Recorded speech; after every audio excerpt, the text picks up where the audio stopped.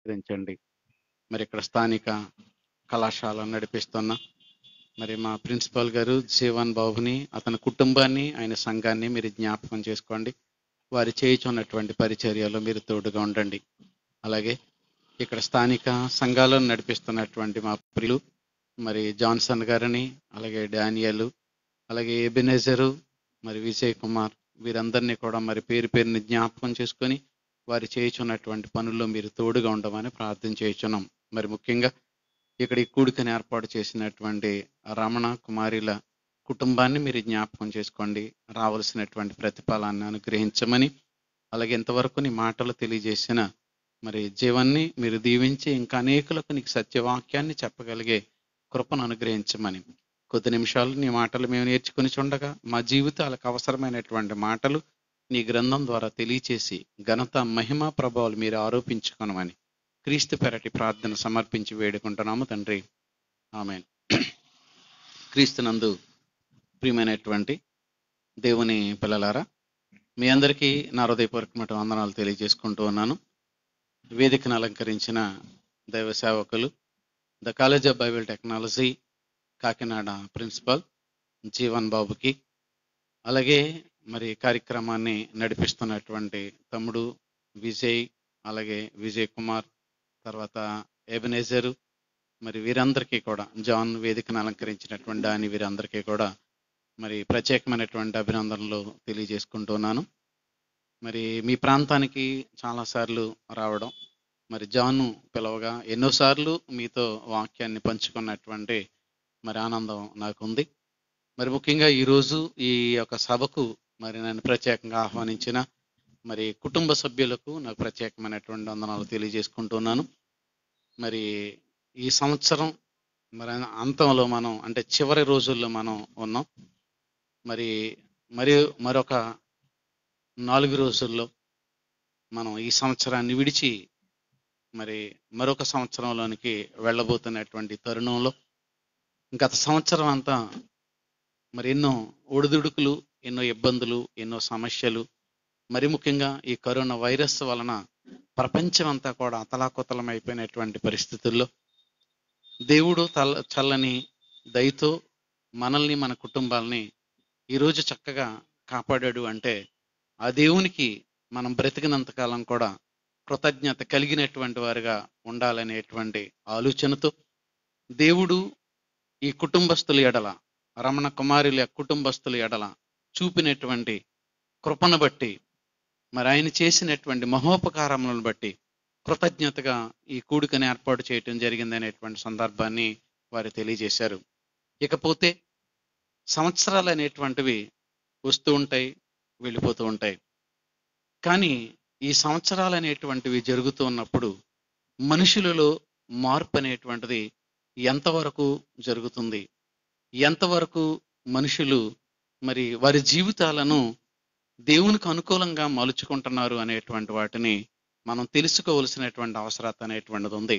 అందుచేత ఈరోజు మీకు ఇవ్వబడినటువంటి టైటిల్ ఏంటన్నట్లయితే, నూతనత్వం అనేది సృష్టిక లేక మనిషిక. నూతనత్వం అనేది సృష్టిక లేక మనిషిక.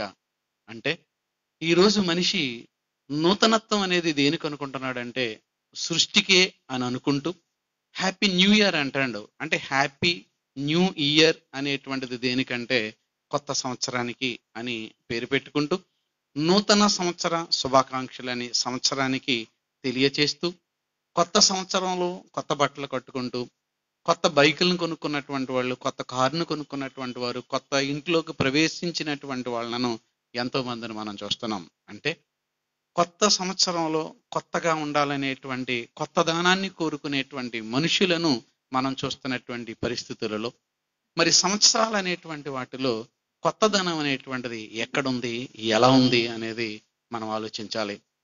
మరి భక్తుడైనటువంటి హబక్కుకు రాసినటువంటి గ్రంథంలో, హబక్కుకు గ్రంథము 3వ అధ్యాయము 2వ వచనంలో, హబక్కుకు రాసినటువంటి ప్రవక్త అయినటువంటి హబక్కు గారు రాసినటువంటి గ్రంథము 3వ అధ్యాయము 2వ వచనాన్ని చదువుకుందాం. యెహోవా నిన్ను గూర్చినటువంటి వార్త విని నేను భయపడుచున్నాను. అది దేవుని గూర్చినటువంటి వార్త విని భక్తుడు ఏం చేస్తున్నాడట? భయపడుతున్నాడట. అంటే దేవుని మాట వింటే ఈ రోజు భయపడేవారు ఎవరైనా ఉన్నారా? ఎవరో లేరండి. ఒక కుక్కకు భయపడతాడు, ఒక పిల్లికి భయపడతాడు అవసరమైతే, లేకపోయినట్లయితే ఒక దోమకు భయపడతాడు. కానీ దేవుడంటే భయం లేనటువంటి వాడుగా ఈరోజు మనుషులు తిరుగుతున్నారు. రోగాలకు భయపడే మనిషి దేవునికి భయపడలేనటువంటి వాడుగా మనం చూస్తున్నాం. కానీ భక్తుడు అంటున్నాడు, నిన్ను గూర్చినటువంటి వార్త నేను అన్నప్పుడు నేను భయపడుతున్నానని ఏమంటున్నాడు చూడు. ఎందుకు భయపడుతున్నాడో చెప్తున్నాడు. యెహోవా సంవత్సరములు జరుగుచుండగా నీ కార్యములు నూతన పరచము. ఎందుకు భయపడుతున్నాడు అనేది మీకు అర్థమైందా? సంవత్సరాలు జరిగిపోతున్నప్పుడు నీ కార్యములు అంటే దేవుని కార్యములను నూతన పరుచుము అంటే దేవుడు పరచడం. నూతన పరచవలసింది ఎవరంటే మేమే కదా. తండ్రి, నీవు మాకు ఒక సంవత్సరం ఇచ్చావు, మరి గత సంవత్సరం అంతా మేము ఏం చేసినా ఈ సంవత్సరంలో మేము ఎన్నో కార్యక్రమాలు చెయ్యాలని మా ఎడల నీవు జాలి చూపి దయ చూపి ఈ సంవత్సరాన్ని మాకు ఇచ్చావు కదా. ఈ సంవత్సరంలో నీ కొరకు మేము నూతన కార్యక్రమాలు చెయ్యకపోతే మాకు శిక్ష తప్పదు అని అతను భయపడుతున్నట్లుగా మనం చూస్తున్నాం. అంటే సంవత్సరాలు జరుగుతున్నప్పుడు కార్యక్రమాలు, ఎవరి కార్యక్రమాలు నూతనం అవ్వాలట? దేవుని కార్యక్రమాలు నూతన పరచవలసినటువంటి బాధ్యత మనదే. నూతన పరచడం అంటే గత సంవత్సరంలో కంటే రాబోయే సంవత్సరంలో మరిన్ని కార్యక్రమాలు, కొత్త కొత్త పద్ధతులు, కొత్త కొత్త కార్యక్రమాలను చెయ్యవలసినటువంటి అవసరం ఉందనేటువంటిది మనకి ఎక్కడ కనబడుతుంది. కానీ ఎందుకో మనిషికి పాత వాటి మీద మక్కువ తగ్గుతుంది. పాత వాటి ఎడల మనిషికి ఏముండదో తెలుసా? ఇష్టం ఉండదు. కానీ కొత్త వస్తువులపై రోజు రోజుకి ఏమవుతుందంటే ఇష్టం, మోజు పెరుగుతుంది. మనం ఒక 8-10 సంవత్సరాల క్రితం వెళ్ళిపోయాం అనుకోండి, మన వాళ్ళ దగ్గర, ప్రతి ఒక్కరి దగ్గర కొత్తగా వచ్చినప్పుడు సెల్ ఫోన్ ఉండేది. ఆ సెల్ ఫోన్ ఎలాగుండేది అంటే బండగా, బరువుగా ఉండేది. ఆ సెల్ ఫోన్ మారిపోయింది. ఇప్పుడు సెల్ ఫోన్స్ అన్ని కూడా ఎలాగొచ్చినాయి అని చూస్తే మనం, ఆ సెల్ ఫోన్ ప్లేస్ లో కలర్ సెల్ ఫోన్ వచ్చింది. కలర్ సెల్ ఫోన్ ప్లేస్ లో మళ్ళీ ఏమొచ్చిందంటే స్మార్ట్ ఫోన్స్ వచ్చినాయి. తర్వాత టచ్ ఫోన్స్, ఇలా రకరకాలైనటువంటి, ఒకప్పుడు ఉన్నటువంటివి ఇప్పుడు లేవు. ఇప్పుడుండేవి మరో వచ్చే కాలంలో ఉంటాయి అనేటువంటి దాన్ని మనం చెప్పలేము. అలాగే ఒక 20 సంవత్సరాలు వెనక్కి వెళ్ళిపోయాం అనుకోండి, టీవీ చూస్తే బ్లాక్ అండ్ వైట్ టీవీ ఉండేది. గీతలు గీతలు చాలా కష్టంగా ఉండేది. ఆ ప్లేస్ లోకి కలర్ టీవీ వచ్చింది. ఆ కలర్ బ్లాక్ అండ్ వైట్ పోయింది, కలర్ పోయింది. తర్వాత ఏమొచ్చిందంటే అన్నట్లయితే మళ్ళీ కలర్ టీవీకి బదులుగా మళ్ళీ ఎల్సిడి వచ్చింది.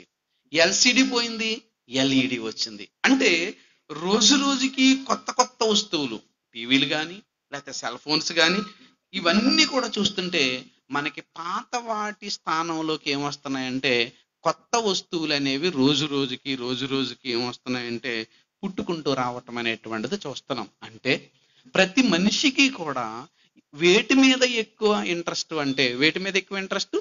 కొత్త వాటి మీద ఇంట్రెస్ట్, పాత వాటి మీద ఉండదు. అంతే కదా. ఇప్పుడు కూడా కొత్త ఒక వింత, పాత ఒక, అవును కదా, కొత్త ఒక వింత, పాత ఒక రోత. పాతది ఏదైనా కూడా మనకు చాలా, కొత్త షర్ట్ అనుకోండి, దాన్నే చూసుకుంటాడు, ఏం పడకుండా చూస్తాడు, ఇవన్నీ చూస్తాడు, దాని వైపే చూసుకుంటూ ఉంటాడు. అవును కదా. కారు కొన్నాం అనుకోండి, నేను కారు కొన్నప్పుడు ఏం చేసామంటే పొద్దున్న ఒకసారి, సాయంత్రం ఒకసారి తుడుతాం. కొత్తది కదా మరి, తుడుతామా తోడమా, ఫస్ట్ వారం అంతా అలా చేస్తాం. తర్వాత నెల వచ్చేటప్పటికి ఏంటంటే బయటికి వెళ్ళి వచ్చినప్పుడు తుడుతాం. ఆ 3వ నెల వచ్చింది అనుకోండి, రేపు తుడుద్దాంలే అనుకుంటాం. ఇంకొక సంవత్సరం అయిపోయింది అనుకోండి, ఆ బయట వదిలేసి అక్కడి నుంచే పోతాం. మరి ముందు కొత్త బండి ఇచ్చామనుకోండి, ఆ బండి అరుగు మీద నుంచి దింపక ముందే 10-20 కిలోమీటర్లు తిరుగుతుంది. ఏంటనుకోండి, తుడిసిందే తుడిసి నీట్గా తుడిచి చక్కగా పెడతాడు. ఎందుకని? కొత్త బండి, కొత్త కారు, ఏదైనా కొత్త వస్తువు కొన్నప్పుడు ఏం చేస్తామంటే, సెల కొన్నాడు అనుకో, నీట్గా పెట్టి తుడిచి అలాగా కింద పడి పగిలిపోయింది అనుకోండి, దాన్ని మళ్ళీ పట్టించుకోవడం దాన్ని. అంటే దాని మీద మోజు. అలాగే పెళ్ళైంది అనుకోండి, కొత్తగా భార్య పెళ్ళైంది అనుకోండి, భార్య ఏం చేస్తా తెలుసా? భర్త బయటికి వెళ్ళొచ్చు, మీకు అందరికీ తెలిసిందే, ఇది ఓపెన్ సీక్రెట్, ఇందులో రహస్యం ఏమి లేదు. భర్త వచ్చే వరకు అలా కూర్చొని ఉంటది, భోజనం తిందాం, తినేయచ్చు కదంటే, లేదండి మీరు లేకుండా నేను ఎలా తింటానండి అంటది. సర్లే అని అనుకుంటాం, పాపం ఎంత ప్రేమ అని. మనం వచ్చిన తర్వాత భోజనం పెట్టి అప్పుడు ఆవిడ కూడా తిని అప్పుడు పడుకుంటది. సరే, ఓ సంవత్సరం అలా ఉందనుకుందాం. రెండో సంవత్సరం వచ్చేటప్పటికి ఏం చేస్తుందో తెలుసా? 9 గంటల వరకు చూస్తుంది. అర్థమైందా? 9 అయిపోయింది కదా. 9 అయిపోయేటప్పటికి ఏం చేస్తుందంటే, మరి 9 అయిపోయింది కదా, ఇంకా నేను ఉండలేను కదా, నేను తినేస్తాను, ఆయనకు వచ్చిన తర్వాత పెడదాంలే అంటది.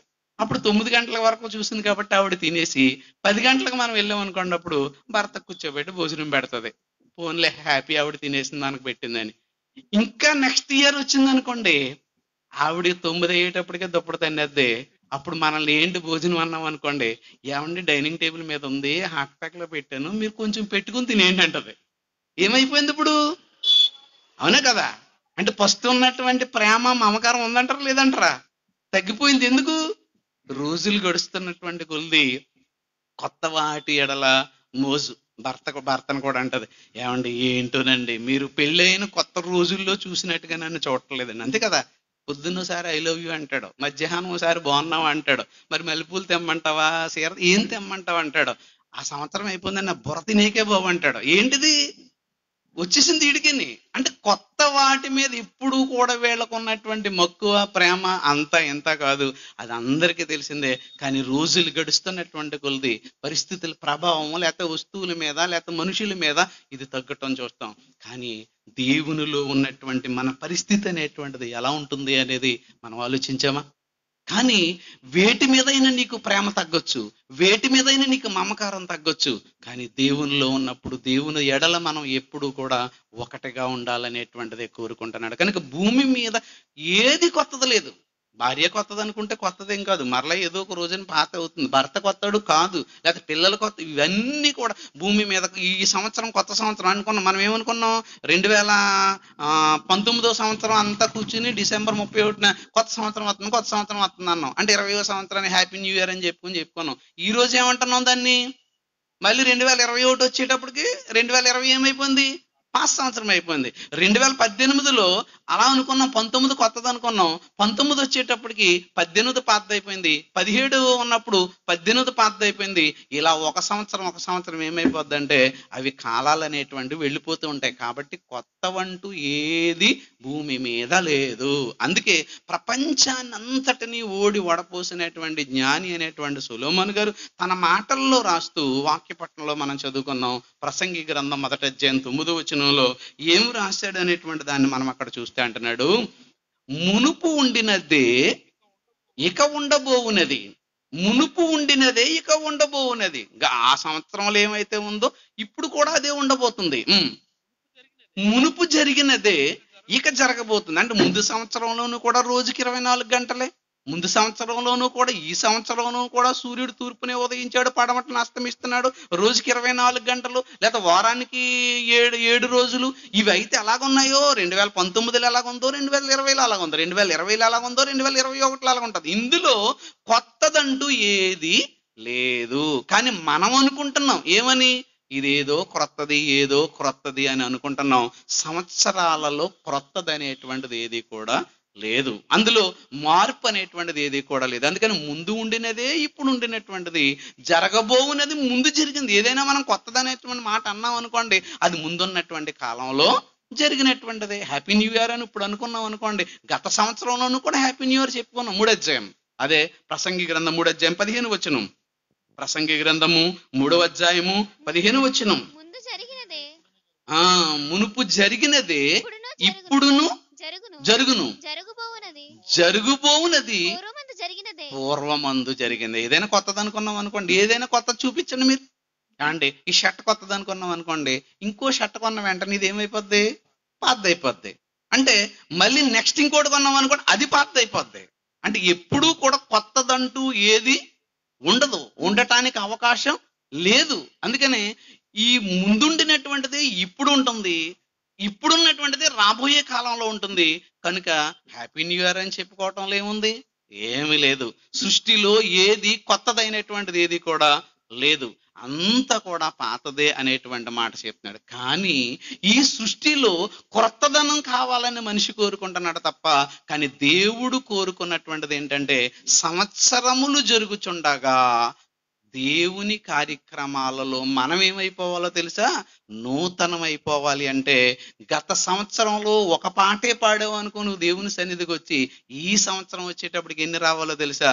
మరో 4 పాటలు రావాలి. ఈ సంవత్సరంలో 4 పాటలు పాడావు అనుకోండి, నెక్స్ట్ ఇయర్ వచ్చేటప్పటికి ఎన్ని రావాలో తెలుసా? 10 పాటలు రావాలి.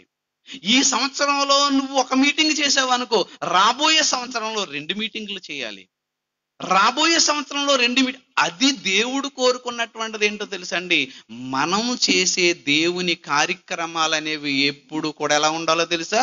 నూతనంగా, లేటెస్ట్ గా ఉండాలి. కొత్త కొత్త కొత్త వెర్షన్స్, కొత్త కొత్త పద్ధతులు, నవనాగరిక పద్ధతులు, మనం కొత్త వాటిని అన్నిటిని ఎలాగైతే ఉపయోగించుకుంటున్నామో, అలాగే దేవుని కార్యక్రమాలు చేయటంలో, దేవుని పని జరిగించటంలో మనం ఎప్పుడు కూడా ఏం చేయాలంటే క్రొత్త క్రొత్త పద్ధతులను అన్వేషించి దేవుని కార్యక్రమాలను ఏం చేయమన్నాడంటే నూతన పరిచయ కార్యక్రమాలలోనికి వెళ్ళాలని కోరుకున్నాడు. అలా నూతన పరిచయ కార్యక్రమాలలో మన జీవితాలు కూడా ఏం చేయాలో తెలుసండి? మార్పు చెందాలి.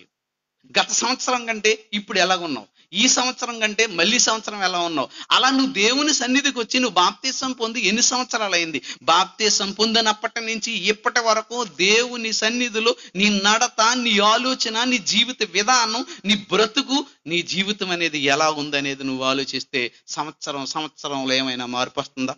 ఆలోచించండి. 1వ తరగతిలో జాయిన్ చేసినటువంటి పిల్లవాడు 2వ తరగతికి వచ్చేస్తాడు. నెక్స్ట్ ఇయర్కి వస్తే ఆ నెక్స్ట్ ఇయర్ 3rd, ఆ నెక్స్ట్ ఇయర్ 4th, ఆ నెక్స్ట్ ఇయర్ 5th, ఇలాగ వచ్చేసి ఏం చేస్తాడు తెలుసా? మరి ఎలిమెంటరీ స్కూల్ నుంచి హై స్కూల్కి వస్తాడు, హై స్కూల్ నుంచి ఇంటర్మీడియట్కి వెళ్తాడు, ఇంటర్మీడియట్ డిగ్రీకి వస్తాడు, డిగ్రీ నుంచి యూనివర్సిటీ నుంచి పీజీ చేసుకుని బయటకు వచ్చేస్తాడు, ఉద్యోగస్తుడిగా మారిపోతాడు. అవును కదా? మరి సంఘంలో ఉన్నటువంటి మనం ఎన్ని సంవత్సరాల నుంచి ఉన్నా ఎప్పుడు అదే పాట. ఏ పాట? అప్పుడప్పుడు చూడండి, పాట ఇస్తారనుకోండి, కొంతమంది పిల్లలే పాడతారండి. పాట పాడి పిల్లలు ఉంటారు, కొంతమంది ఉంటారు. మనం ఏంటన్నట్లే మానవుడ కారణ జన్మ, ఆ శరణం పాడతాడు. అక్కడి నుంచి tick tick tick tick tick అని ఊపుతుంటాడు మాలిక. మళ్ళీ మానవుడ మళ్ళీ వచ్చిందనుకో, ఎందుకు రావట్లేదు నీకు? ఎప్పుడు మనసు పెట్టలేదు. ఇన్నిసార్లు విన్నా నీకు రావట్లేదా? నీకు దాని మీద ఇంట్రెస్ట్ లేదా? ఏదైనా ఒక విషయాన్ని చెప్తే ఎన్ని రోజులైనా నువ్వు మర్చిపోకుండా ఉంటావే, మరి ఇన్ని రోజుల్లో, ఇన్ని సంవత్సరంలో, ఇన్ని మీటింగులో, ఇన్నిసార్లు పాడితే ఆ పాట నీకు ఎందుకు రాలేదు? దీనికి చదువే రావాలని అనుకుంటున్నావా? చదువు రాకపోయినా ఎంతో మంది ఎన్నో పాటలు పాడుతున్నారే, ఎన్నో పాటలు గుర్తించుకుంటున్నారే, ఎన్నో మాటలు గుర్తించుకుంటున్నారే. కానీ నువ్వేం చేసావు? నూతనత్వం ఎక్కడి నుంచి వచ్చింది? అందుకని కాలమును బట్టి మీరు చూస్తే బోధకులై ఉండవలసిన వారు ఉండగా అంటాడు ఇబ్రీ పత్రికలో పౌలు గారు. ఎలా ఉన్నాడట? మూలోపదేశాల్లో ఒకడు మరలా మీకు బోధించవలసినటువంటిదిగా వచ్చాడు. కనుక ఎలా ఉండాలి అంటే, ఒక పాట పాడేవాడు పాడగా పాడగా ఏమవుతాడంట తెలుసా? పాటగాడిగా మారిపోతాడట.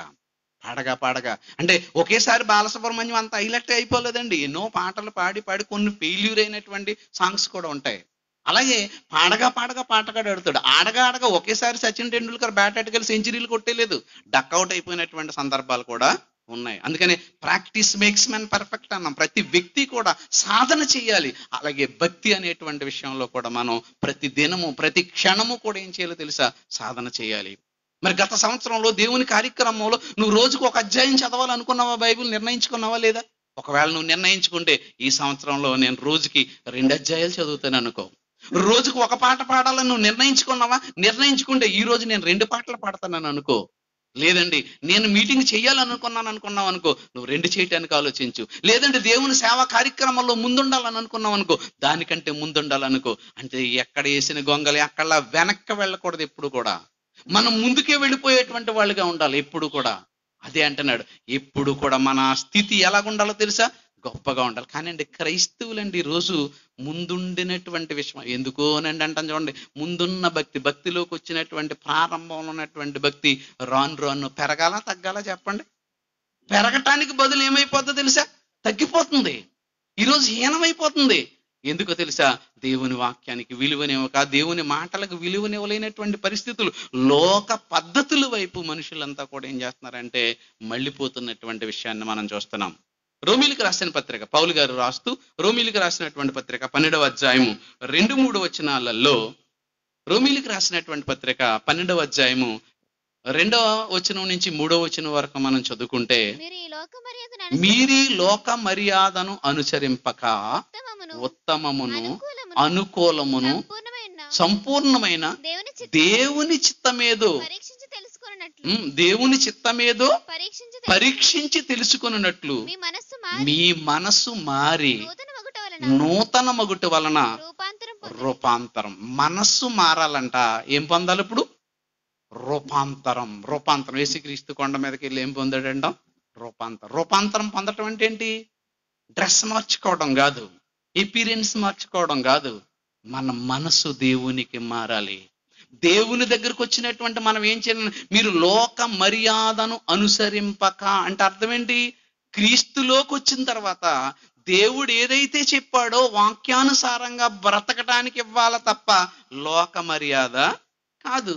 మన వాళ్ళు అంటారు, బ్రదర్ నేను క్రిస్టియన్ మ్యారేజ్ చేసుకుంటాను అంటాడు. బాబాయ్ వీడు క్రిస్టియన్ మ్యారేజ్ చేసుకుంటున్నాడా అనుకుంటాం కదా. అక్కడికి వెళ్ళేటప్పటికి ఏంటండి ఎక్కడ చూసినా పెళ్ళే ఉంటది, నన్ను పెళ్లి ఏంటండి ఇది అంతా అనుకుంటే దాని వెనకాల ఏముంటది అనుకుంటున్నారు? అందరి పెళ్ళి ఉన్నప్పుడు ఈడి పెళ్ళి కూడా ఎందుకుంది? వెళ్ళాడు ముహూర్తం అనమాట. ఇదనమాట. మరి ఏముంది? ఎక్కడికి వచ్చాడు? పేరు క్రైస్తవుడే. రూపాంతరం పొందాడు. ఏమన్నా ఏం పొందాడు? ముందే ఎలాగుందో అలాగే ఉంది అని చెప్తాడు. అప్పుడు ఇంకొకడు వచ్చి అంటాడు, బ్రదర్ 12 అవ్వకుండా ఏదో రంగంగా తాలికట్టి. ఈడికేం తెలిసింది? ఈడేమి నేర్చుకున్నాడు? ఇదా. ఇంకొకటి అంటాడు, పెళ్లి సంబంధం చూడండి మా అమ్మాయికి, మరి ఎంత కట్నం ఇస్తారని ఈడు అడుగుతాడు. అంటే క్రైస్తవుడిగా వచ్చాడు. ఏమంటే అమ్మాయి మంచిదా, భక్తిపరుడా, కుటుంబం భక్తిపరుడా అని అడగవు. ఏం కావాలి? కట్నం ఎంత అంటే ఏమన్నా మార్పు వచ్చిందా? పెళ్లి చేసుకునే క్రైస్తవుడికి కట్నం కావాలి, హైందవుడికి కట్నం కావాలి, హైందవుడిగా ఉన్న క్రైస్తవుడిగా మారినటువంటి నీకు కావాలి, వాడికి ముహూర్తం కావాలి, నీకు ముహూర్తం కావాలి. ఆడు ఎదురొస్తాడు, నువ్వు ఎదురొస్తావు, ఆడు పశువు రత్తాడు, నువ్వు రత్తావు, ఆడు కొబ్బరికాయ పట్టుకుంటాడు, ఈడు కొబ్బరి. ఏటండి ఇదంతా? ఏటండి? పైకి భక్తులుగా ఉంటున్నారు తప్ప ఏమైనా జీవితంలో వచ్చిందంటారా చెప్పండి మీరు? ఎక్కడికి వెళ్ళినా అంతా కంపు కంపు కంపేనండి ఇదంతా కూడా. మరి దేవుడికి మొదటి ప్రాధాన్యత ఇమ్మన్నాడు. దేవుడి దగ్గరకు వస్తే ఇంకా వెనక్కి ఏది చూడొద్దని అని పూర్ణ హృదయముతో పూర్ణాత్మతో యెహోవాను ఏం చేయాలన్నాడు? పూర్ణం అంటే అర్థం ఏంటో తెలుసా? Full hearted. కొంచెం ఇక్కడ కొంచెం అంతటా కాదు. అని మన భార్య ఉందండి అని మీరంటే నాకు చాలా ప్రేమ అండి, కానీ ఒక్కసారి మాత్రం వాడి మాట వింటానండి అందరు అనుకోండి, ఏమంటాం మనం? ఒక్కసారేనండి మీ జీవితాంతం మీతోటే ఉంటాను, ఒక్కసారి మాత్రం అతను మాట వింటాను అన్నది అనుకోండి, ఏమంటావు చెప్పు? Get out. ఒప్పుకో. మరి దేవుడి దగ్గరకు వచ్చినటువంటి నీవు ఎందుకు బయటికి వెళ్ళిపోతున్నావు? ఎందుకు బయట ఆలోచనలోనికి వెళ్ళిపోతున్నారంటే ఇదంతా జరుగుతున్నటువంటిది ఇదేనండి. గృహప్రవేశం అంటే రండి సార్, ఏం చేద్దామండి? ప్రార్థన. ఒక ఆయన అంటున్నాడు, మా గృహప్రవేశం తప్పనిసరిగా మీరు రావాలన్నాడు. నిజమే కావాలనుకోండి. ఎన్ని గంటలకట? రాత్రి 12 గంటలకు వచ్చి ప్రార్థన చేయాలి. ఇది ఎవడు చెప్పాడు? ఏంటి 12 గంటలకు వచ్చి ప్రార్థన చేయాలి? అదలుకన్నాను నేను. ఏంటి దేవుణ్ణి వెయిటింగ్ లో పెడతాడు వీడు, అంతే కదా. అంటే దేవుడు రాకపోయినా పర్వాలేదు, దెయ్యం మాత్రం ముందుండాలి. ఏమొచ్చింది? ఇంకొకటి అంటాడు, కుడికాలు పెట్టి ముందుకు లోపలికి రండి. ఎడంకాలు ఎడితే రాడా? పోయే కాలమా? ఎవడు చెప్పాడు ఇదంతా? కుడికాలే పెట్టాలి, కుడి చెయ్యే పెట్టాలి. కుడి చేయకపోతే ఏ చెయ్యి అయినా పర్వాలేదు, కుడి ఎడమైతే పొరపాటు లేదంటావు అప్పుడు, అంతే కదా. లేదండి, మనుష్యులు పద్ధతులు మారటం లేదు. పద్ధతులు అందుకనే వీళ్ళు ఏం చేస్తున్నారంటే తెలిసి ఇక్కడ ఏమన్నాడో తెలుసా? మీరు ఏం చేయాలి అంటే, చదువునైనా మరలా, మీరు ఈ లోక మర్యాదను అనుసరించొద్దు అన్నాడు. అంటే లోక మర్యాద ఏమండి అంత నా ఇష్టమే కానండి, వెనకాల మా అన్న ఒప్పుకోడండి అంటాడు ఒకడు, మా నాన్న ఒప్పుకోడండి అంటాడు ఒకడు, మా అమ్మ ఒప్పుకోదండి అంటాడు ఒకడు. ఇదేంటండి లోక మర్యాద? లోక మర్యాదకు నువ్వు విలువనిస్తే దేవుని మర్యాద మంట కలిసిపోతుంది అనేటువంటి సంగతి నువ్వు మర్చిపోకూడదు. అందుకని లోక మర్యాదను అనుసరింపక ఉత్తమమును అనుకూలమైనటువంటిదిగా, ఉత్తమ భార్య, ఉత్తమ టీచర్, ఉత్తమ ఉపాధ్యాయుడు అంటున్నాను చూడండి. నువ్వు ఉత్తమ భక్తురాలు కావాలా, ఉత్తమ భక్తుడు కావాలా, ఉత్తమ దేవుని కుమారుడు కావాలంటే లోక మర్యాదను నువ్వు ఇక్కడి నుంచి నువ్వేం చేయకో తెలుసా? అనుసరించకో. ఏం చేయాలో తెలుసా? ఏం చేయాలో చూడండి. ఏమంటున్నాడు? నూతన మరి ఏం చేయాలన్నట్లయితే మీరు లోక మర్యాదను అనుసరింపక ఉత్తమమును అనుకూలమునైన సంపూర్ణమునైన దేవుని చిత్తం. దేవుని చిత్తం ఎలా చేయాలట? సంపూర్ణంగా చేయాలి తప్ప సగం ఇక్కడ సగం. అప్పుడప్పుడు మన వాళ్ళు అంటారు కదా, 2 పడవల మీద కాలు పెడితే ప్రయాణం నీకు సాగదు. అలాగే దేవుని దగ్గరకు వచ్చిన తర్వాత కూడా మరి లోకం వైపు నువ్వు ఎదురు చూసావు అనుకోండి, ఇంకా నీకు అవకాశం లేదు. అందుకే యేసుప్రభు గారు కూడా చెప్తే, నాగటి మీద చెయ్యి వేసి వెనుకకు తిరిగి ప్రతివాడు నాకు పాత్రుడు కాదు. అందుకని నువ్వు దేవుని దగ్గరికి రావాలనుకున్నావు అనుకో, తల్లినైనను తండ్రినైనను అన్నదమ్ములనైనను అక్క చెల్లెండ్రినైనను విడిచిపెట్టని వాడు నాకు పాత్రుడు కాదు అంటే అర్థమేటి? అన్న చెల్లి అక్క తమ్ముడు తల్లి వీళ్ళందరినీ విడిచిపెట్టేమన్నాడా దేవుడు? దాని అర్థం విడిచిపెట్టేమన్నాడనా? కాదు కదా. తల్లిని తండ్రిని సన్మానించమని ఆయనే చెప్పాడు కదా. తల్లి తండ్రిని సన్మానించమని చెప్పినటువంటి దేవుడు తల్లినైనను తండ్రినైనను అన్నదమ్ములనైనను అక్క చెల్లెండ్రినైనను విడిచిపెట్టని వాడు నాకు పాత్రుడు కాదు అన్నాడంటే దాని అర్థం ఏంటి? లోక పద్ధతుల్లోకి నీ తల్లి లాగినా నీ తండ్రి లాగినా నీ భార్య లాగినా నీ పిల్లలు లాగినా వాళ్ళని విడిచిపెట్టి దేవుని దగ్గరకు రాకపోతే నువ్వు దేవునికి ఇష్టడు కాదు. అంతే తప్ప నీ తల్లిదండ్రులను విడిచిపెట్టమని కాదు. నీ తల్లే నీ దేవుని చట్టానికి దేవుని వాక్యానికి విరుద్ధంగా ప్రవర్తించింది అనుకో, నీ తండ్రే దేవుని వాక్యానికి విరుద్ధంగా ప్రవర్తించాడు అనుకో, నీ అన్నో నీ చెల్లో నీ అక్కో దేవుని ఆలోచనలకు భిన్నంగా తయారై లోక మర్యాద చెప్పుని వెళదామన్నారు అనుకో, అప్పుడు వాళ్ళందరినీ నువ్వేం చేయాలో తెలుసా? విడిచిపెట్టాలి. లేదండి బ్రదర్, నువ్వు ఇదిగో ఈ టయానికి ఈ టైంగానే నువ్వు పెళ్లి చేసుకోవాలి, ఇదిగో ఈ ముహూర్తానికే నువ్వు రావాలి, లేదా ఈ ముహూర్తానికే నువ్వు ఎక్కడగా నువ్వు వస్తేరా, నువ్వు లేకపోతే మానే, కానీ నేను దేవునికే బ్రతుకుతాను, దేవుని కొరకు బ్రతుకుతాను అని చెప్పగలిగే ధైర్యం ఈ రోజు క్రైస్తవులకు ఉందా? చెప్పండి. ఒకవేళ ఉంటే, అందుకనే ఉత్తమమును అనుకూలమైనటువంటి సంపూర్ణము అన్నాడు. దేవుని దగ్గరికి వచ్చేటప్పటికి అసంపూర్ణమైన భక్తి దేవునికి ఇష్టం కాదు. నువ్వు చెయ్యాలనుకుంటే దేవుడు బలవంతంగా నేను రమ్మనలేదు, ఎవరిని బలవంతంగా మార్చాలనుకోలేదు. నీకు ఇష్టపడితే, నీ మనస్సు ఇష్టపడితే దేవుని దగ్గరికి రా. నువ్వు రావాలనుకున్నావా? నువ్వు ఇష్టపడితే దేవుని కొరకు చేయి. అంతే తప్ప నువ్వు అన్ని చేసినా ఒక్క విషయంలో కూడా తప్పు చేస్తే దేవుడు మాత్రం దాన్ని విడిచిపెట్టాడు. నువ్వెన్ని రైట్లు చేసినా సరే, మనం అనుకుంటాం అన్ని చేస్తున్నాను కదండి, ఇది ఒకటే కదండి కొట్టుకుపోద్దని అనుకుంటున్నావేమో. నువ్వు ఎన్ని 99 రైట్ చేసి ఒక్కటి తప్పు చేసినా ఆ తప్పు గురించి మాత్రం దేవుడు నిన్ను అడుగుతాడు. దేవుడికి కావాల్సింది ఏంటో తెలుసా? ఫుల్ హార్టెడ్, సంపూర్ణముగా. అంతే తప్ప కానీ కొంత ఇచ్చట కొంత అచ్చట అన్నట్టుగా కాదు, సంపూర్ణముగా. అందుకే 6 లక్షల జనాంగాన్ని నడిపించినటువంటి మోషే నాయకుడు. మోషే గురించి దేవుడు ఏమన్నాడు తెలుసా? ఇతడు నా ఇష్టానుసారమైనటువంటి భక్తుడు, సాత్వికుడు అని చెప్పాడు. కానీ అతడు మరి ఇశ్రాయేలు విసిగించినప్పుడు బండతో వాళ్ళని నీళ్లు కావాలని గొడవ చేస్తే బండతో మాట్లాడమన్నాడు. కానీ బండను ఏం చేశాడో తెలుసా? మోసే కొట్టాడు. నీళ్ళు వచ్చినాయా? నీళ్ళు వచ్చినాయి, నీళ్ళు తాగారు, షాప్ మీనికి వచ్చింది. ఏమన్నాడో తెలుసా? పోనీ దేవుణ్ణి ఏమన్నా కొట్టాడా? దేవుణ్ణి ఏమన్నా దూషించాడంట? లేదు. బండను కొట్టడం ద్వారా ఏమన్నారు తెలుసా? వీళ్ళందరూ పాలు తేనెలు ప్రవహించడానికి వెళతారు, నువ్వు మాత్రం వెళ్ళావు. అంటే దేవుడు ఎంత మంచివాడు, అంత కఠినాత్ముడు. ఆయన యొక్క మాటను కూడా మీరితే. అందుకనే సంపూర్ణమైనటువంటి భక్తి కలిగినటువంటి వాళ్ళగా మనం దినదినం ఎలా ఉండాలో తెలుసా? రూపాంతరం అంటే దినదినము కొత్తగా కనిపి. ఏంటంటే గత సంవత్సరం చూస్తే ఎలా ఉన్నాడు, ఏంటండి బాబు ఈ సంవత్సరం చూస్తే ఏంటండి, ఈయన ప్రసంగం ఏంటండి, అప్పుడు ప్రసంగం వచ్చేది కదండి, ఇప్పుడు ఏంటండి ఇలా ప్రసంగం చేస్తున్నాడు ఏంటండి, అప్పుడు పాటలు వచ్చి కదండి, ఏంటండి ఇలా పాటలు పాడేస్తున్నాడు ఏంటండి, ఏమంటే దేవుని పని అంటే ముందుకు వచ్చేవాడు కదండి, ఏంటండి ఈ సంవత్సరం ఇలా చేస్తున్నాడు ఏంటని మనల్ని చూచినటువంటి వ్యక్తులు ఆశ్చర్యపోవాలి. అది దేవుడు కోరుకున్నది, అది దేవుడు కోరుకుంటున్నటువంటిదిగా చెప్తున్నాం. కాబట్టి ఏదో సృష్టిలో కొత్తది ఉంది, ఈ సంవత్సరం కొత్తది, ఆ సంవత్సరం కొత్తదని కాదు, నీవు నేను బ్రతుకుతున్నటువంటి విధానంలో కొత్తదనం అనేటువంటి దేవునిలో కనిపిస్తుందో లేదో అనేది చూసుకోవాలని దేవుడు కోరుకుంటున్నట్లుగా మనం చూస్తున్నాం. కొలస్సీలకు రాసిన పత్రిక అపోస్తలుడైనటువంటి పౌలు కొలస్సీలకు రాస్తూ 3వ అధ్యాయము 9-10 వచనాలలో, కొలస్సీలకు రాసిన పత్రిక 3వ అధ్యాయము 9-10 వచనాలు. ఒకరితో ఒకడు అబద్ధం ఆడకుడి. ఒకరితో ఒకడు ఏం చేయకూడదట? అబద్ధం ఆడకుడి. ఎలయనగా అది మీ ప్రాచీన స్వభావము, దాని క్రియలతో కూడా మీరు పరిత్యజించి జ్ఞానము కలుగు నిమిత్తము నన్ను సృజించిన వాని పోలిక చొప్పున నూతన పరచబడుచున్న నవీన స్వభావమును ఏం చేయాలట? ధరించుకోండి. కొత్త స్వభావం, నవీన స్వభావం. పూర్వం ఎలాంటి స్వభావము? పూర్వం ఎలాంటిది? ఫస్ట్ వచ్చిన ఎలా ఉంది? ఏంటది? ఒకరితో ఒకడు ఏం చేయకూడదు? అబద్ధాలు ఆడతామా మనం? బ్రదర్ ఎక్కడ ఉన్నారంటే నేను ఇక్కడే ఉన్నానంటాడు, ఆడెక్కడో సెంటర్లో జగన్నాథపురం వంతుని దగ్గర ఉంటాడు. ఇప్పుడు సెల్ ఫోన్ వచ్చిన తర్వాత అన్ని అబద్ధాలే, దాని మీద ప్రాణం పోదపోని. ఎక్కడ ఉన్నా బ్రదర్? ఇక్కడే ఉన్నాను. ఇక్కడ ఉంటే నేను ఎందుకు అడుగుతాను? నేను పిచ్చోడినా? అంతే కదా. ఎప్పుడు వస్తా బ్రదర్? ఇప్పుడే వచ్చేస్తానంటాడు. 2 గంటల తర్వాత కానీ కనిపించడం. ఏంటండి ఇదంతా? అబద్ధ అవసరమా? ఇవన్నీ ఎందుకంటే అబద్ధం కాదనుకున్న మనిషికి అలవాటు అయిపోయిందండి. ప్రతి చిన్నదానికి అబద్ధం ఆడేస్తాడండి. అవకాశం ఉన్నా అబద్ధం ఆడేస్తాడు, అవకాశం లేకపోయినా అబద్ధం ఆడే. ఎందుకంటే వీళ్ళకి పూర్వం నుంచి వీళ్ళకి ఏమైపోయిందో తెలుసా? అలవాటు అయిపోయిందండి. తప్పు కాదనుకుంటున్నాడండి. కానీ దేవుడు ఏమన్నాడో తెలుసా? అబద్ధం ఆడకండి అన్నాడు. అబద్ధమా? అందుకని అంటున్నాడు, ఒకనితో ఒకడు మీరు అబద్ధం ఆడకూడి. అబద్ధం ఆడకూడదు. ఎలా ఉండాలి? ఎలయనగా ప్రాచీన స్వభావమును, దాని క్రియలతో కూడా. దాని ముందు మనకు దేవుని దగ్గరకు రాలేదనుకోండి, అప్పుడు ఎలాంటి స్వభావం ఉంటది?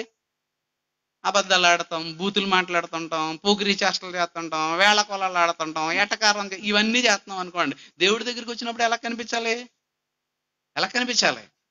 నూతనంగా అంటే అబ్బా ఈయన చూస్తే ఏంటండి బాబు అంటే, ఒక క్రైస్తవుని చూస్తే యేసుప్రభు కనిపించాలి, ఒక క్రైస్తవుని చూస్తే పౌలు, ఒక క్రైస్తవుని చూస్తే అంటే ఏంటండి ఈయన ఇలా ఉండేవాడు ఏంటండి ఇప్పుడు ఇలాగ అయిపోయాడు ఏంటండి అంటే అనాలి. అంతే కదా? అంతేనా? పాత స్వభావం విడిచిపెట్టేయాలి. విడిస్తున్నావా? మందిరంలో మదర్ తెరిసా అంట, ఊర్లో కుశీరావులమ్మ, సూర్యకాంతమ్మ, మీరే చెప్పండి. చాలా మంది ఉంటారు అలాంటి వాళ్ళు. ఎవరో చూడలేదు అనుకుంటాడు. అంతే కదా? చాలా చక్కగా అయ్యి బాబు వీడు అనుకుంటాం. బయటికి వెళ్ళి పంచాంగం ఇప్పింది అనుకోండి, గుండెకి చచ్చిపోతాడు. భక్తురాలు, మళ్ళీ చాలా భక్తురాలు. అంతే కదా? మేము ఉన్న ప్రాంతంలో, మేము దానేపేటలో ఉన్నాం, అక్కడ ఉన్నటువంటి ప్రాంతంలో చూస్తామండి. ఆవిడ పేరు రూతమ్మ. అన్ని భూతమ్మే. పక్కన ఉంటది, అన్ని బూతులే. పేరేంటి? ఎవరెట్టాడు, ఎవరెట్టమన్నారు? ఏదో ఎంకయ్యమ్మ పుల్లయ్యమ్మ ఉంది, బాప్తీసం ఇచ్చే పాస్టర్ గారు మార్చేశారు రూతమ్మ అని. అబ్బా ఏం పేరండి అంటే రూతమ్మ. ఎప్పుడు భూతమ్మే అక్కడ కనిపిస్తుంటది, ఎక్కడ చూసినా బూతులే. ఏంటండి ఇది? మార్పు ఏమైనా వచ్చిందా? బైబిల్ పట్టుకుని వెళ్తున్నావు, ప్రార్థన చేసేసుకుంటున్నావు, తెల్లసీర కట్టేస్తావు, తలెర పూసేసావు. ఎవరికైనా కావాలి ఇదంతా? ఏమక్కర్లేదు. ఈ నటన దేవునికి అక్కర్లేదు. నువ్వు మారవలసింది ఏంటో తెలుసా? నీ హృదయం. అందుకేమన్నాడు తెలుసా? నవీన స్వభావం. రోమిలికి రాసిన పత్రిక 6వ అధ్యాయం, రోమిలికి రాసిన పత్రిక 6వ అధ్యాయం 6వ వచనం, 6వ అధ్యాయం 6వ వచనం, రోమిలికి రాసిన పత్రిక 6వ అధ్యాయం 6వ వచనం. ఏమనగా మనమింకను పాపమునకు దాసులము కాకుండునట్లు పాప శరీరమునకు నిరర్ధకమగునట్లు మన ప్రాచీన స్వభావము ఆయనతో కూడా అది ప్రాచీన స్వభావాన్ని యేసుక్రీస్తులోనికి వచ్చిన తర్వాత ఏం చేయాలట? సిలివేయటం అంటే ఏంటి? చంపేయటమే దాన్ని. మరలా స్వభావ లక్షణాలు మళ్ళీ మనకి రాకూడదు. ఎప్పుడైతే బాప్తిసం పొందావో, ఎప్పుడైతే దేవునిలోనికి వచ్చావో, ఇదండి అంటే దేవుడు కోరుకుంటున్నట్టు నూతనత్వం ఎవరిలో కావాలని కోరుకున్నాడు చెప్పండి? ఇప్పుడు మనలో కావాలి. ఇంతవరకు ఒకవేళ ఇలాంటి పద్ధతులు మనం నేర్చుకోకపోతే, ఇక నుంచి అయినా మనం ఒక్కొక్కటి నేర్చుకుంటూ మనమంతా కూడా దైవ స్వరూపాలుగా, దేవుని పిల్లలుగా, దేవుని రాజ్యానికి వారసులు అయినటువంటి వారిగా మారిపోవలసినటువంటి అవసరత మన మీద ఉందనేది జ్ఞాపకం చేస్తున్నాను. భక్తుల చరిత్రను చూస్తే, ఒక యేసుక్రీస్తుని చూసిన, అపోస్తులను చూసిన, వాళ్ళ జీవిత విధానాన్ని అంతటినీ కూడా చూసిన, దేవునుల దగ్గరికి వచ్చేటప్పటికి పౌలు గారు చూసామనుకోండి, పౌలు దేవుని దగ్గరకు రాకముందు ఎలా ఉన్నాడో తెలుసా? స్త్రీలనేంటి, పురుషులనేంటి, ఎవరైనా సరే క్రీస్తు పేరు చెప్తే చాలను వాళ్ళని చంపేయాలని సంఘానికి హింస కలిగించినటువంటి వాడుగా, చాలా కఠినాత్ముడిగా, ఒక ఉగ్రవాది లాంటి వాడుగా ప్రవర్తించినటువంటి ఆయన దేవునిలోనికి వచ్చిన తర్వాత, క్రీస్తులోనికి వచ్చిన తర్వాత ఎన్ని శ్రమలు, ఎన్ని బాధలు, ఎన్ని కష్టాలో తెలుసండి. ఏం చెప్తున్నాడు అంటే, కొరింథీయులకు రాసిన 2వ పత్రిక 5వ అధ్యాయం 15వ వచనంలో, కొరింథీయులకు రాసినటువంటి 2వ పత్రిక 5వ అధ్యాయము 15వ వచనం. మీరు చదవండి, జాన్ నువ్వు చదవండి, నాకు అక్కడ వినపట్టలేదు అమ్మ, అందుకే ఒకసారి. జీవించువారు ఇక మీదట తమ కొరకు కాక తమ నిమిత్తము మృతి పొంది తిరిగి లేచిన వారి కొరకే జీవించుటకు ఆయన అందరి కొరకు మృతి పొందననియు నిశ్చయించుకొనిచున్నామండి. జీవించువారు ఇక మీదట ఏం చేయకూడదట? తమ కొరకు కాదు. అంటే క్రీస్తులోనికి వచ్చినటువంటి మనం ముందు ఎలాగైతే బ్రతికామో, నా ఉద్యోగం అండి, నా జీతం అండి, నా పని అండి, నా ఆలోచన అండి, ఇది కాదండి. వీటన్నిటినీ విడిచిపెట్టి దేవుని దగ్గరకు రావాలి. దేవుని పని కంటే ఇవన్నీ కూడా ముఖ్యమైనటువంటివి కాదంటాను. అందుకే జీవించేవారు ఇక మీదట దేవుని కొరకు బ్రతకాలని, వారి జీవితం కొరకు కాదన్నాడు. ఇలా చెప్పినటువంటి పౌలు మాటలతోనే విడిచిపెట్టలేదు, ఎలా జీవించాడు అనేది చూస్తే మనకి గలతీ పత్రిక 2:20 గలతీ పత్రిక 2:20 నేను క్రీస్తుతో కూడా సిలువ వేయబడుచున్నాను. అది నేను క్రీస్తుతో కూడా ఏం చేస్తున్నాను? సిలువ వేయబట్టం అంటే అర్థం ఏంటో తెలుసా? శ్రమ పడుతున్నాను. క్రీస్తు ఎలాగైతే శ్రమ పడ్డాడో ఆ క్రీస్తును కలిగినటువంటి నేను కూడా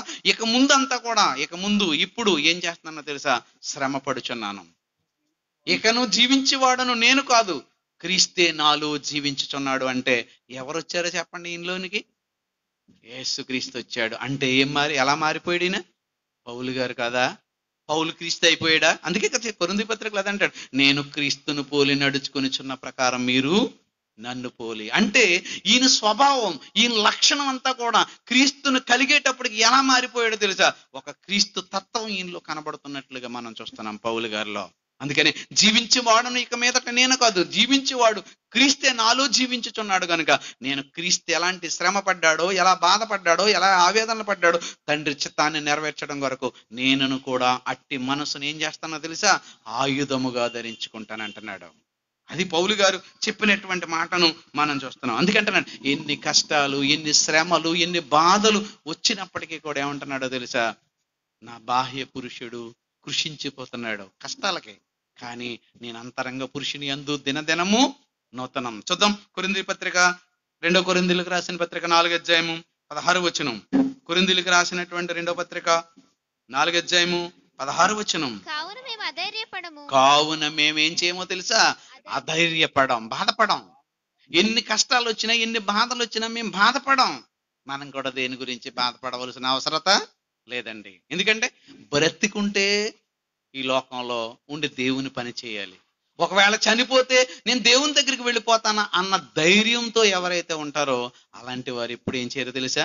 భయపడరు. అందుకే పౌలు గారు ఏమన్నా, నా మట్టుకు అయితే బ్రతుకుట క్రీస్తే, చావు అయితే లాభం. నేను చచ్చిపోయాను అనుకో లాభం, కానీ నేను బ్రతికున్నాను అంటే నాకు పని ఉంది, బ్రతికున్నానంటే నాకు శ్రమ ఉంది, బ్రతికున్నానంటే నాకు కష్టం ఉంది, బ్రతికున్నంత కాలం నేను దేవుని పని చేయాలి. ఒకవేళ చనిపోయాను అనుకోండి, నాకు పని నుంచి విముక్తి కలిగింది, నేను దేవుని రాజ్యానికి వారసున్నై ఉంటాను. అందుకని ఏమంటున్నట్టు తెలుసా? బ్రతికున్నాను కనుక నాకు పని ఉంది, బ్రతికి లేకపోతే నాకు పరలోకం ఉంది. అందుకే ఇక్కడ అంటున్నాడు చూడండి, చెప్పండి అక్కడ, కావున మేము అధైర్యపడం, మా బాహ్య పురుషుడు కృషించుచున్నను, ఆంతర్య పురుషుడు దినదినము నూతన పరచబడుచున్నాడంట. నూతన పరచబడుతు, శరీరం కృషించిపోయినా, శరీరం నలిగిపోయినా ఆంతర్య పురుషుడిని బట్టి ఏమవ్వాలి? దినదినము నూతన పరచబడటం. అందుకే జయశైల్ గారు అదే కనిపిస్తుంది. ఆయనకి 75 సంవత్సరాలు వచ్చేసిన ఆ వాక్యం దగ్గరికి వచ్చేటప్పటికి ఆయనకున్న ఉత్సాహం, ఆయనకున్న మరి ఆలోచన, ఆయనకున్నటువంటి విధానం అంతా కూడా ఎలా ఉంటుందో తెలుసా? ఎప్పుడు కూడా కొత్తదనంతో ఆలోచించాలనుకుంటాడు. ఎప్పుడు కూడా మీటింగ్కి వెళ్ళాలనుకుంటే ముందుగానే రెడీ అవుతారు, ముందుగానే ఉత్సాహం అనేటువంటి దాన్ని చూపిస్తుంటారు. దేవుని కార్యక్రమాల్లో ఎప్పటికీ కూడా ఎలా ఉంటారో తెలుసా? ముందు. ఎందుకో తెలుసా? బాహ్య పురుషుడు కృషించుచున్నాను, అంతరంగ పురుషుడు దినదినం అభివృద్ధి. ఎందుకో తెలుసా? బాహ్య పురుషుడు 70-80 సంవత్సరాలు మట్టిలోకి వెళ్ళిపోద్ది, కానీ ఆంతర్య పురుషుడు ఆత్మ. ఆంతర్య పురుషుడు అంటే ఆత్మ, బాహ్య పురుషుడు అంటే మట్టి శరీరం, మట్టివాడు, మట్టి శరీరం మట్టిలోకి పోద్ది. ఆత్మ దినదినము ఏమైపోవాలో తెలుసా? నూతనం. ఎలాగైపోవాలి నూతనం? అండ్ నూతన దంపతులు, కొత్త దంపతులు ఎలాగొచ్చారు? కొత్త బట్టలు కట్టి, కొత్తగా డెకరేషన్ చేసి వచ్చావు, నూతన వస్త్రాలు కొత్తగా తెచ్చావు. మరి ఆత్మ కూడా ఏమన్నాడు? బాహ్య పురుషుడు కృషించుచున్న ఆంతర్య పురుషుడు దినదినము నూతనం ఎలా కావాలి? నూతనం ఎలా అవుతుంది? దానికి కూడా కొత్త వాటిని నువ్వు ధరింప చేయాలి. నీ నాలుకకు కొత్త మాటలను ధరింప చేయి, నీ ఆత్మకు కొత్త ఆలోచనలు అనేటువంటి దాన్ని ధరింపచేయి, నీ శరీర కదలికలకు కొత్త ఆలోచనలు అనేటువంటి దాన్ని రూపుదిద్దుకోవటం నేర్పించు. నీ పద్ధతులు మారాలి, నీ ఆలోచనలు మారాలి. క్రైస్తవుడిగా ఉన్నప్పటికీ, క్రైస్తవుడిగా లేనప్పటికీ, దేవునిలోకి వచ్చినప్పటికీ, దేవునిలోకి రాలేనప్పటికీ డిఫరెన్స్ ఏమైనా కనబడుతుందా? అప్పుడు ఎలా ఉన్నావో ఇప్పుడు అలాగే ఉంటున్నావా? పైకి భక్తి కలిగినటువంటి వాడుగా నటిస్తున్నావా? లేకపోతే నీ అంతరంగ పురుషుణ్ణి బట్టి దినదినము అభివృద్ధి చెందేవాడుగా, నూతన పరచబడేటువంటి వారుగా నువ్వు ఉంటున్నావా? ఒక్కసారి రాత్రిలో మీరు ఆలోచించండి ప్రియమైన దేవుని పిల్లలారా. దేవుడు దినదినము నూతన పరచబడుతుంటే ఆయన పొంగిపోతున్నాడు. అప్పుడు మన పిల్లలు ఉన్నారనుకోండి, చిన్న బిడ్డ ఉందనుకోండి, ఒక్క మాట నెమ్మదిగా వచ్చి తత్త అన్నది అనుకో, అయ్య బాబా నా కూతురు తాత అన్నది 100 సార్లు చెప్పుకుంటావు. ఏంటి? కొత్తగా వచ్చింది కాబట్టి. ఏంటి? నా అన్నది అనుకోండి, నా అని కూడా అనలేదు, అంతే. నన్ను నాన్న అన్నది, మమ్మీ అన్నది. ఏం చేస్తుంటావు నువ్వు? ఇంకా బుజ్జి మాటలు, చిన్ని మాటలు ఇంకా రాకముందే కొత్త మాటలు వస్తుంటే నువ్వేం చేస్తావు తెలుసా? పొంగిపోతుంటావు. అప్పుడప్పుడు తల్లిదండ్రులు కూడా మొదటి మాట, నా కుమారుడు మొదటి మాట, నా కూతురు మొదటి మాట, 2వ మాట, 3వ మాట. మా మేడం అలాగే రాసింది. నా కూతురు మొదట ఏం మాట పలికింది, 2వసారి ఏం మాట పలికింది, ఇలా ఆ డైరీ చూసామని కదా కనపడతావు. అంటే నువ్వు రాసుకుంటూ నువ్వు మురిసిపోతున్నావే. అలాగే దేవునిలోనికి వచ్చినటువంటి మనం అంతా కూడా దేవుని కోసం మాత్రమే బ్రతుకు, దేవుని కోసం మాత్రమే ఆలోచించు.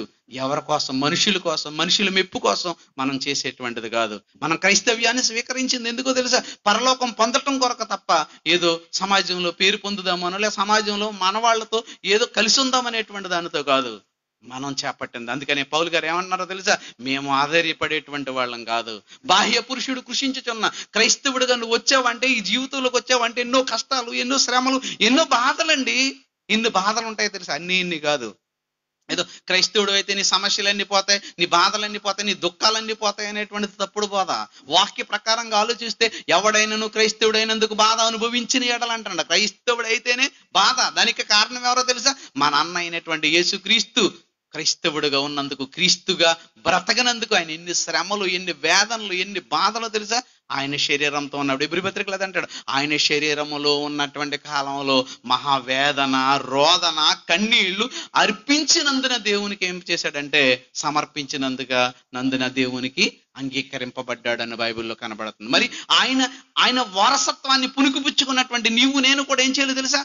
శ్రమైన, కష్టమైన, దుఃఖమైన, బాధ అయినా, ఎన్ని వేదనలైనా కూడా దేవుని కోసం సహించాలి, దేవుని కోసం బ్రతకవలసినటువంటి బాధ్యత మన మీద ఉందనేటువంటి దాన్ని జ్ఞాపకం చేస్తున్నాడు. కనుక నూతనత్వం సృష్టికి కాదు, ఈవేళ ఉంటుంది, కానీ ఏదో ఒక రోజున ఈ సృష్టి అంతా కూడా క్రీస్తు 2వ రాకడలు ఏమైపోద్ది? అంతా లయమైపోద్ది. ఇదంతా కూడా నాశనం అయిపోద్ది. ఏది కూడా ఉండదు. కానీ ఉండేది ఏంటో తెలుసా? నీవు నేను ధరించుకున్న ఆత్మ. ఈ శరీరాలు కూడా మట్టిలోకి వెళ్ళిపోతాయి.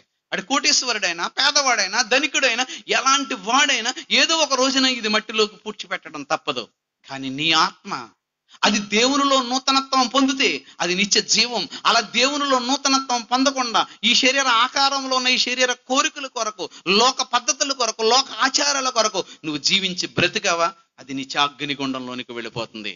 అక్కడ చావు లేదు, ఇక్కడ చావు లేదు. చావు లేని నీ ఆత్మను నూతన పరుచుకుంటావో, లేక ఈ లోక స్వభావంతో నువ్వు బ్రతికి, లోక ఆశలతో బ్రతికి, లోక పద్ధతులతో నువ్వు బ్రతికి నిత్యాగ్నిగుండంలోనికి నడిపించుకుంటావో ఒక్కసారి ఆలోచించి సోదరి, సోదరుడా.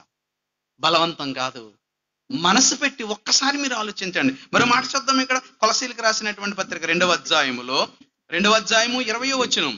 కొలసీలకు రాసినటువంటి పత్రిక అపోస్తలుడైనటువంటి పౌలు గారు రాస్తూ 2వ అధ్యాయము 20వ వచనం, మీరు క్రీస్తుతో కూడా లోకము యొక్క మూల పాఠముల విషయమై మృతి పొందిన వారైతే లోకములో బ్రతుకుచున్నట్టుగా మనుష్యులు ఆజ్ఞలను, పద్ధతులను అనుసరించి చేత పెట్టుకొనవద్దు.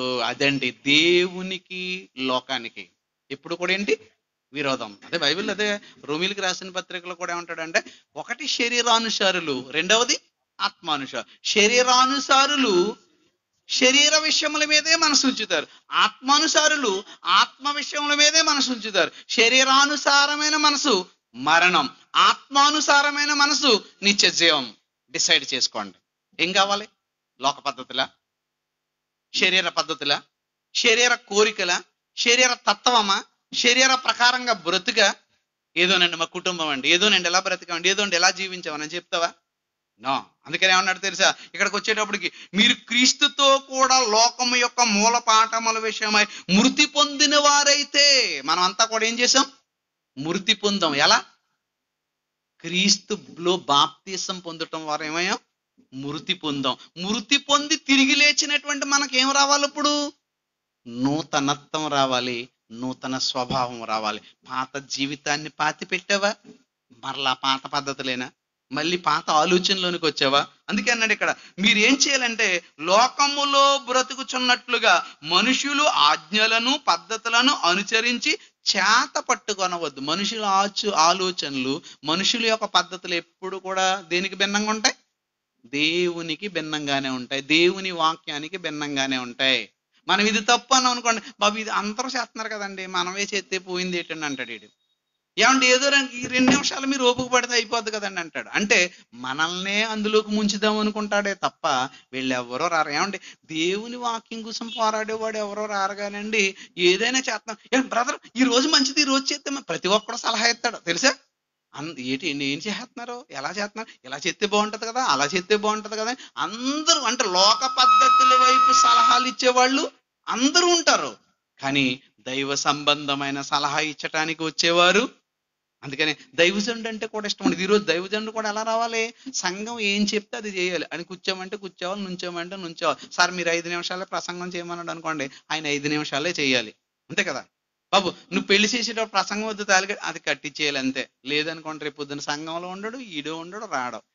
ఎవరి గురించి భయపెడతాడు? సంఘాన్ని. ఇప్పుడు పాస్టర్ గారినే భయపెట్టే సంఘాలు ఉన్నాయి ఈ రోజు అంతా కూడా. అంటే దేనికి విలువ? దేనికి విలువ తెలుసా?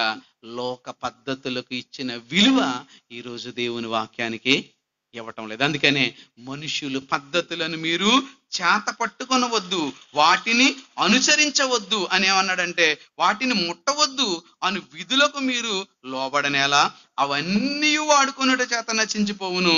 అట్టివి స్వేచ్ఛారాధన విషయములోను, వినయ విషయములోను, దేహ శిక్ష విషయములోను జ్ఞాన రూపకమైనవని ఎంచబడుచున్నవే గాని శరీరేచ్ఛ నిగ్రహములలో ఏమాత్రమును ఎన్నిక చేయదగినవి కావు. ఇవేమి దేవునికి పనికొచ్చేవి కావు. మరేంటి అన్నాడు కిందకు వచ్చేటప్పటికి, మీరు క్రీస్తుతో కూడా లేపబడిన వారైతే పైనున్న వాటినే వెదకడి. మీరు కిందకు చూడకండి, పైన ఏముంది? అదండి పరలోకం, పరలోక సంబంధం. కిందకు చూస్తే ఏముంది? భూమి, భూమి మీద పంటలు, బంగారం, బట్టలు, సంపాదన, ఇవన్నీ కిందకు చూస్తే ఇవన్నీ కనిపిస్తాయి. పైకి చూస్తే ఏం కనిపిస్తాయి? ఏం కనిపిస్తాయి? అందుకనే మీరంతా కూడా క్రీస్తుతో కూడా లేపబడిన వారైతే పైన ఆకాశం ఉంది కానీ, చూడండి ఒకసారి, లేపబడిన వారు పైన వాటిని వెదకుడు గాని అక్కడ క్రీస్తు దేవుని కుడి పార్శ్వమున కూర్చుండును. పైనున్న వాటినే గాని భూ సంబంధమైన వాటి యందు మనస్సు పెట్టుకొనకుడి, ఏలయనగా మీరు మృతి పొందారు. ఆల్రెడీ మీరు అయిపోయారు, ఇవేమి మీకు పనికిరావు. పనికిరాని వాటి కోసం ఎందుకండి మీరు ఆలోచిస్తున్నారు? పనికొచ్చే దానికోసం మీరు ఆలోచించండి అంటున్నాడు. కనుక ప్రియమైనటువంటి దేవుని పిల్లలారా, మనమంతా నూతనత్వం పొందినటువంటి వారుగా అనుదినము అనుక్షణము ఏమైపోవాలో తెలుసా? నూతనత్వం పొందేటువంటి వారం అయిపోవాలి. ఎప్పుడు కూడా ఎలా క్రైస్తవుడు అంటే ఎలా ఉండాలో తెలుసా? ఎవరు గ్రీన్ అంటున్నాం, ఎవరు రెడీ అంటే ఎప్పుడు వాక్యం చెప్పమనుకో, సార్ నేను రెడీ, లేదు సార్ నేను ఇంక వేళ ప్రిపేర్ అనకూడదు. పాట పాడమ్మన్నారు అనుకో, ఎప్పుడు అంత లేదు సార్ నేను వేళ పాడనండి, అంతే కదా. కొంతమంది ప్రిపేర్ అవుతాడు. కర్మశాలకు పాస్టర్ గారు రోజు కానీ పాట ఇవ్వలేదు ఇంకో, నేను ఎంత ప్రిపేర్ అయితే పాట ఇవ్వలేదు, రేపు నుంచి నేను పాడను. ఎవరి కోసం పాడతావు నువ్వు? చాలా మంది ఇలా ఉన్నారండి. మన ఒకసారి వచ్చేటప్పటికి ఒక మీటింగ్ వచ్చింది, ఒక ఆవిడ విన్నాను, అమ్మ మళ్ళీ నెక్స్ట్ మీటింగ్కి వెళ్తే ఎందుకు రాలేదంటే, నేను ఆ సంఘంతో రానండి, నేను మానేహానండి. ఎందుకమ్మా అంటే, అందరికేనంటే బిర్యానీ ఎక్కువ వేయాడు అంటే ఈయనకి వేయలేదంటే ఈవిడికి. నేను బిర్యానీ గురించి సంఘం వదిలేస్తుందా? ఇంకొక ఆవిడ ఏమంటుందో తెలుసండి, ఏమన్నా మా పిల్లలు అందరికి పెద్ద పెద్ద డబ్బాలు ఇచ్చారండి, మా పిల్లంతా తీసిపోయింది, చిన్న డబ్బా ఇచ్చాడండి పాస్టర్ గారు, మేమంటేనే ఆయనకు కలుసండి. ఏంటి డబ్బా? ఆ డబ్బా వల్ల బతికిపోద్దా? ఏంటి ఏదో ఆటల పోటీ లేదా పాటల పోటీ ఇట్టారనుకోండి, ఫస్ట్ ప్రైజ్ పెద్దది ఎత్తాడు, సెకండ్ ప్రైజ్ చిన్నది ఎత్తాడు, ఇలాగే ఏదో ఎత్తాడు. ఆవిడికి ఇంటి పక్క ఆవిడికి ఈవిడికి పడదు కదా, ఆడి కూతురికి పెద్దది ఇచ్చింది, నా కూతురికి చిన్నది ఇచ్చింది, నేను రాను సంఘానికి. ఇంతేనా? బిర్యానీ తిండి కోసం సంఘాన్ని మానేసేవాళ్ళు. ఇంకొక ఆవిడ అంటుంది, ఏమంట, నాకండి నలిగిపోయిన చీర ఇచ్చారండి పాస్టర్ గారు అంటే, దీనికోసమా? ఎంతకాలం కడతావు? అసలు వీళ్ళు వీళ్ళ పెట్టిందే తప్పండి బాబు. ఈ పండగల పేరు చెప్పి చీరలు ఇద్దాం, డబ్బాలు ఇద్దాం, అయ్యి ఇద్దాం, ఎందుకో తెలియదు కానీ ఇవన్నీ ఇచ్చిన తర్వాత ఏమైపోయారో తెలుసా? ఆవిడకి మంచిది ఇచ్చారు, ఈవిడ చెడ్డది ఇచ్చాడు, ఆవిడకి ఎక్కువ ఇచ్చాడు, ఈవిడికి తక్కువ ఇచ్చాడు, ఆవిడకి బాగా పెట్టాడు, ఈవిడ బాగా. ఎందుకు ఎప్పుడు తిండి తింటలేదా? ఇప్పుడు బ్రతకట్లేదా? అసలు ఇప్పుడు బయటికి వెళ్ళి తింటామంటేనే మనకు అసహ్యమండి. అలాంటిది నా జీవితం ఏంటో నీకు కనిపించదు, నీ జీవితం ఏంటో నాకు కనిపించదు. కానీ కళ్ళు మూసుకుని ఒక్కసారి దేవునిలో మనసు పెట్టి ఆలోచిస్తే మన మనసు అంతా దేవుడు మన కళ్ళ ముందు ఉంచుతాడు. అప్పుడు నువ్వేం చేస్తావు? నీ మనసును నువ్వు మార్చుకుంటున్నావా? అందుకని హృదయం అన్నిటికంటే ఘోరమైన వ్యాధి కలిగినటువంటిది అన్నాడే. ఆ హృదయాన్ని దేవునికి ఇవ్వాలన్నాడు. దేవునికి ఇస్తే, దేవుని మాటలు నీ హృదయంలోనికి వెళితే అప్పుడు నువ్వేమవుతావు తెలుసా? నూతనత్వం. బలం లేదండి, వీడికి బలం కావాలి. ఏం చేద్దాం? అందుకని మల్టీవిటమిన్ అంటే టాబ్లెట్ ఎత్తుంటే బలం. రోజు రోజుకి వాడికి ఏం చేస్తాడో తెలుసు? బలం లేని వాడికి సలైన్ పెడుతుంటాడు, బలం లేని వాడికి బలం బెల్లేస్తాడు, బలం లేని వాడికి అంటే కొంచెం బలం పుంజుకుంటుంటాడు. అలాగే దేవునిలో ఉన్నటువంటి నీకు ప్రతిరోజు వాక్యం అనేటువంటి జ్ఞానాన్ని, వాక్యం అనేటువంటి పాలన, వాక్యం అనేటువంటి మరి ఔషధాన్ని నువ్వు ఇవ్వగలిగితే అప్పుడు ప్రతి దినము నువ్వు ఎలా ఉంటావు తెలుసా? నూతనత్వం. అలాంటి నూతనత్వం పొందాలని దేవుడు కోరుకున్నాడు. కనుక మనం అంతా నూతన స్వభావం, ప్రాచీన స్వభావాన్ని విడిచిపెడదాం. ఇక ముందు నుంచి ఏం మాట్లాడో మనకు అనదు. బూతులా విడిచిపెట్టే, అబద్ధాలా విడిచిపెట్టు, లోక పద్ధతుల విడిచిపెట్టు, నవీన స్వభావానికి వచ్చే, లోకంలో ఉండేటువంటి వాటి కోసం నువ్వు బ్రతకాలనుకున్నావా? విడిచిపెట్టు. దేవుని కోసం బ్రతుకు, దేవుని కొరకు ఆలోచించి, దేవుని కోసం పాడు, దేవుని కోసం కీర్తించి, దేవుని కొరకు సేవ చేయి. నువ్వు చేసే ఈ పద్ధతులు రోజు రోజుకి ఏమైపోవాలి తెలుసా? విస్తరించేటువంటివిగా ఉండాలి. కొత్త కొత్త పద్ధతుల్లోనికి రావాలి. నవీన పద్ధతులను ఉపయోగించుకుని నవీన స్వభావంతో మనం అంతా కూడా మారి దేవుడిచ్చేటువంటి నిత్య జీవానికి వారసులయ్యేవారుగా మనమందరం కావాలని, మీరందరూ ఉండాలని మనసారా కోరుకుంటూ ఈ మాటలు తెలియజేస్తున్నాను. దేవుని చిత్తమైతే మరిన్ని విషయాలు మరొకసారి మనం మాట్లాడుకుందాం, ప్రార్థన చేసుకుందాం. పరిశుద్ధుడు, మహిమోన్నతుడైనటువంటి ప్రియమైన పరలోకమందున్న మా కన్న తండ్రి, ఇంతవరకు నీ మాటలు తెలియజేశాను తండ్రి. నూతనత్వం ఏదో సృష్టిలో ఉందని మనుషులు భ్రమపడుతున్నటువంటి ఈ కాలంలో సృష్టిలో నూతనత్వం లేదని, మనుషులైన మా హృదయాలలో నూతనత్వం రావాలని నువ్వు కోరుకుంటున్నావని, ఆ నూతన స్వభావం కేవలం నీ వాక్యము వలన మాత్రమే మాకు లభిస్తుందనేటువంటి విషయాన్ని మేము గమనించి, ఈ లోక పద్ధతులకు స్వస్తి చెప్పి, లోక ఆచారాలను మేమంతా కూడా మరి రూపుమాపి, నీయందు భక్తి కలిగి సంపూర్ణమైనటువంటి భక్తితో నీ ఎడల జీవించి నీవిచ్చే నిత్య జీవానికి వారసులయ్యేటువంటి కృపను అనుగ్రహించమని ఇక్కడ తలలు వంచి ప్రార్థన చేస్తున్న ప్రతి బిడ్డను మీరు జ్ఞాపకం చేసుకోమని, మరి ముఖ్యంగా ఈ కూడికను ఏర్పాటు చేసిన రమణ కుమారి వారి యొక్క కుటుంబాన్ని జ్ఞాపకం చేసుకొని రావాల్సినటువంటి ప్రతిఫలాన్ని అనుగ్రహించమని, ఇక్కడ సేవను జరిగిస్తున్న నీ బిడ్డలను, అలాగే మరి ప్రిన్సిపల్ గారు జీవన్ని, ఆయన కుటుంబాన్ని, ఆయనకి ఇచ్చినటువంటి సంఘాన్ని మీరందరినీ కాపాడమని, నిశ్చితమైతే మరోసారి మేమంతా కలిసి నేను ప్రార్థించేటువంటి కృపను మాకందరికి అనుగ్రహించమని క్రీస్తు పేరటి ప్రార్థన సమర్పించి వేడుకుంటున్నాం తండ్రి. ఆమేన్. అందరికి వందనాలండి. ఓకే అండి.